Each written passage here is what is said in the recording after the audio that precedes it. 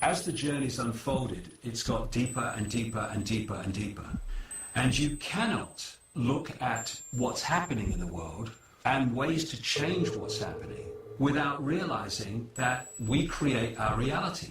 What we think is real becomes our experienced reality. For instance, if you think you are powerless and you're just little me, I'm just Joe Public, I've got no power, what will you live?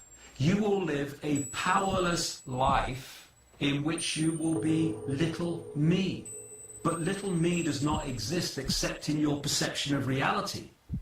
And the whole idea is to persuade humanity from cradle to grave that they have no power and events in their lives are random and they're just bad luck and good luck, and they should hand their power to the people in authority because they know best.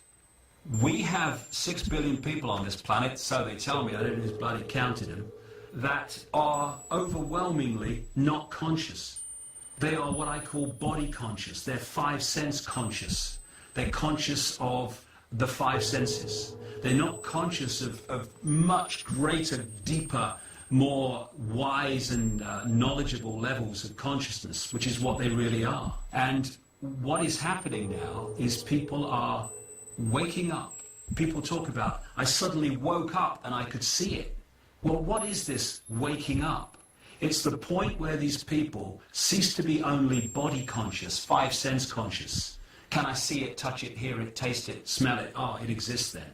To becoming multidimensionally conscious, if you like, to access greater amounts of their infinite consciousness and to change their point of observation of this world.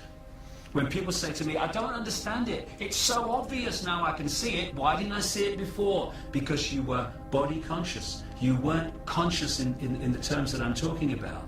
It's similar to being in a little room and there's a door in the room and everyone's sitting in the room and you're born in the room and they're all telling you that this room is all there is.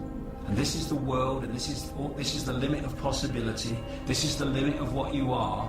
And every time you go towards the door, they go, oh no, you can't go through that door. What will the Pope say? What will the bishop say? What will the rabbi say? What will your mother say? What about the people at work? Oh my goodness, you can't go through that door. And then eventually you do go through the door. And you open it and you walk through and you realize, hey, that little room is not all there is. It's not who I am. And you walk down the corridor and you walk across the courtyard and you walk out the gate and you walk up the hill and you turn around and you look back. And what you see is vast walls with broken glass and barbed wire across the top and guards parading up and down the battlements. And you see the little building. And inside the little building is the little room that you spent your whole life believing was the limit of possibility and the limit of what you are. And that's where the elite want you to be, because when you are 5 sense conscious, they got you, because they're manipulating the 5 sense world. When you expand your consciousness by removing preconceived ideas and programmed beliefs and just start with another blank sheet of paper, you symbolically walk to the top of that hill and you look back and you go, my God, I can see it now. Because if we remain 5 sense conscious, we can forget it. Because they control access to the 5 senses through what we hear, what we eat, what we smell, what we see. Look at society, the way it's structured.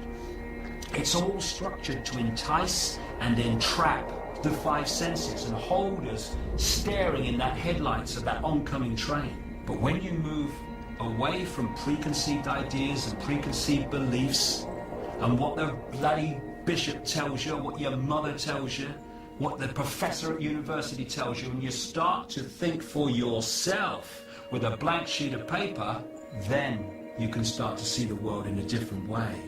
And amazing things happen. I know, I've experienced them for 20 years. I know other people have experienced them. Suddenly, when you put out the intent, I want to make a contribution to bringing an end to this fascism and having a world of freedom. What happens, because we are electromagnetic beings on this level, we are putting out that intent. And that intent locks into other magnetic energy fields that we call people, places, experiences, and we draw those people to us. And we call it synchronicity. We call it, what a coincidence. I think like this, I want to do that, and you come into my life, and you think like that, and you want to do the same. You get this meeting of minds, this drawing in of like minds, and this inspiration of where we go next. Because it's not for me to tell anyone how they react to this increasing police state. We are drowning in people telling others what they should do, what they should think, how they should react to this. We don't want any more of that. We need to encourage people to become conscious so they are inspired themselves on how they should react from their perspective to what is going on. We want no more sheep following the shepherd, no more herd mentality, frightened of leaving the field. We need people to become conscious in themselves and for them to make their decisions on what they do and how they react to this situation we're talking about. Because if that doesn't happen, forget it. Because I tell you, I may not like it, it's just my view. There are large numbers of conspiracy researchers who are not conscious, they're body conscious. And it's great what they're doing because we need to know about the manipulation of banking systems and political systems and all the rest of it. But if that's where it ends, all we're going to do is learn more and more about the prison cell. I want to know where the key is. Where's the key to open this door? To walk out of the cell, not to learn more about it. And the only way to find that key is by becoming conscious.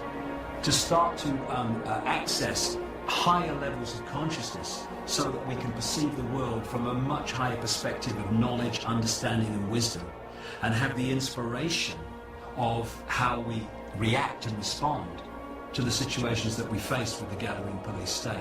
If we don't become conscious, then forget it, it's all over. Fortunately, vast numbers of people are going through that process, and it's that is going to bring the house of cards down. Not marching in the streets with banners, not stockpiling weapons, people becoming conscious, and not only that, having then the courage to act upon the situations they face without fear of the consequences. Because there are no consequences. We are infinite consciousness. We live forever. There are no consequences. So we leave this world a little bit early, trying to do what we believe is right. I'm terrified. That's the attitude. That's the point of perspective that's got to bring this down. And I think it's going to, frankly, and quicker than people think.